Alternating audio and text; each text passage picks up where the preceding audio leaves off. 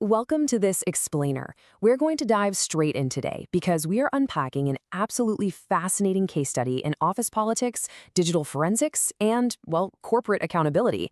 So imagine this scenario for a second. Just minutes before a massive, high-stakes board meeting, a major corporate cover-up is executed completely in plain sight. And the weapon used? It wasn't a paper shredder or a secret payoff. It was just a simple press of the delete key. Today, we're dissecting the anatomy of a boardroom sabotage. We're going to see how a tiny, seemingly boring digital record absolutely refused to stay quiet, and how a recovered shadow copy ultimately allowed an IT auditor named Jordan to expose a massive boardroom lie involving stolen credit and suppressed risk warnings. It's quite the ride. The whole core of this corporate detective story really boils down to one simple guiding question. Who benefits if this stays hidden? I really want you to keep this constantly in the back of your mind as we go through this explainer. You see, whenever something just magically disappears in the workplace, especially right before a high-stakes meeting, it is almost never an accident. Today, we're following the digital footprints to figure out exactly who stood to gain from this specific deleted presentation.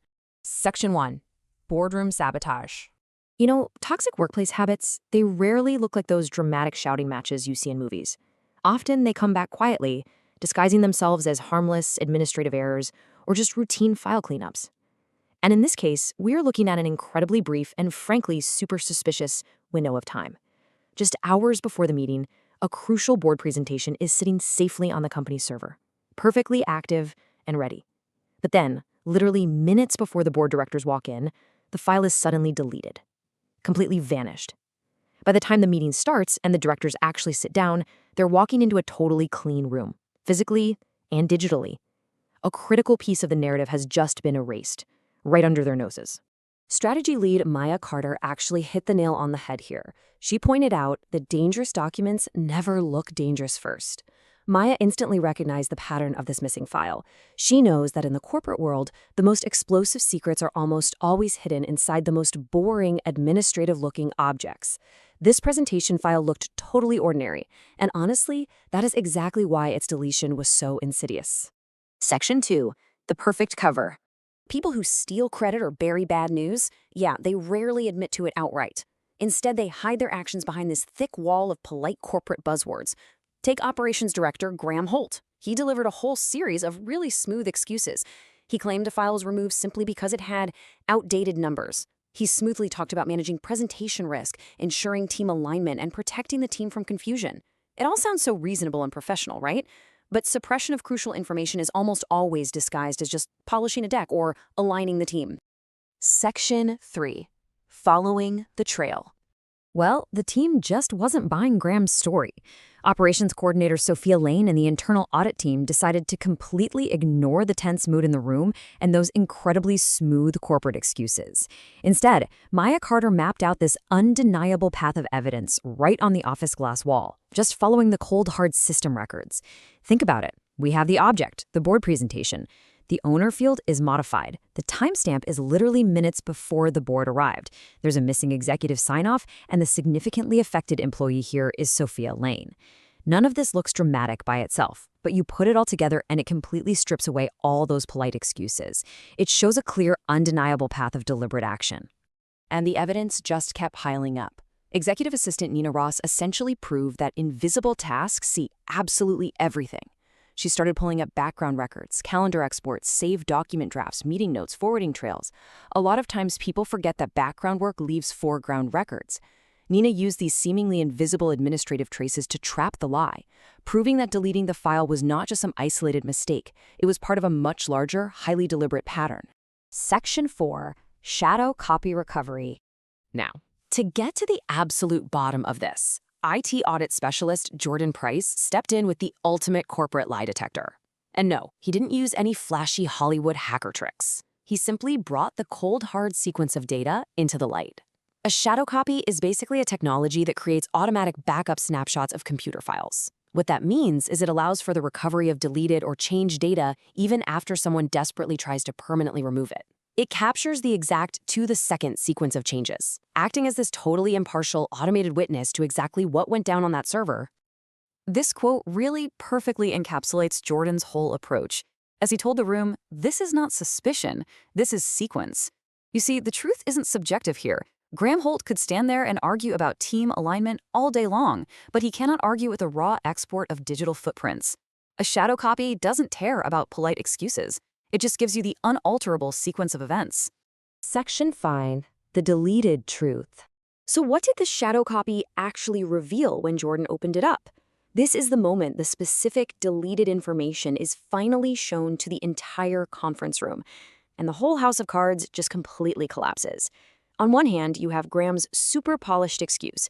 He claimed he deleted those slides because of outdated numbers. But then Jordan Price presented the recovered content. And boom, there is the undeniable smoking gun. The deleted slides didn't have outdated numbers at all. They explicitly contained Sofia's critical risk warnings about the project, placed right alongside Maya's step-by-step correction plan. Graham wasn't polishing anything for the board, he was actively sabotaging it. He suppressed Sofia's warnings so he could entirely control the narrative those directors received. The weight of this is brought home by analyst Aisha Morgan. She asks the room, who benefits if this stays classified as harmless? Remember our guiding question from the very beginning? By asking this, Aisha completely shrinks the room.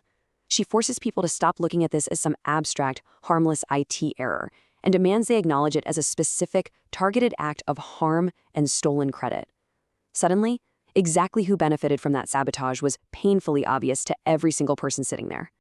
Section 6. The systematic lesson. Okay, so catching the culprit in a lie is one thing, but how do you actually fix the workplace going forward? Independent board member Elise Warren realized pretty quickly that just firing someone isn't enough. The company needed to turn this crazy discovery into long-term systemic protection. Let's look at the architectural steps she and HR manager Linda Park put in place. Step 1, implement immutable version locks for all board materials. Step 2, establish emergency access mirrors for immediate recovery. They are literally hard-coding the lesson into the company's workflow. By doing this, they're ensuring the system always leaves deep digital footprints, which makes this kind of data theft incredibly hard for anyone to even attempt in the future. This really gets to the fundamental philosophy behind these massive IT changes. Elise Warren argued that a system that cannot show who built the work is not a fair system, period. True workplace justice requires architectural support. You can't just rely on people promising to be nice or ethical. The actual IT and record-keeping systems need to be explicitly built to protect employees and accurately track exactly who deserves the credit for their hard work. But we really can't forget there's a heavy emotional cost to all of this too. The governing principle moving forward became, do not quietly fix what can publicly teach. Truth is not damage. Let's remember, Sofia almost had her credibility completely erased by the sabotage. Now, a private apology might be a whole lot more comfortable for management, sure, but a public correction is absolutely necessary to restore the reputation of an employee who is wronged like that. Truth isn't damage. Hiding the truth is where the real damage happens. Which brings us to our final, somewhat provocative thought for today. The record waited patiently to outlive the lie. So, are your workplace systems built to remember under pressure?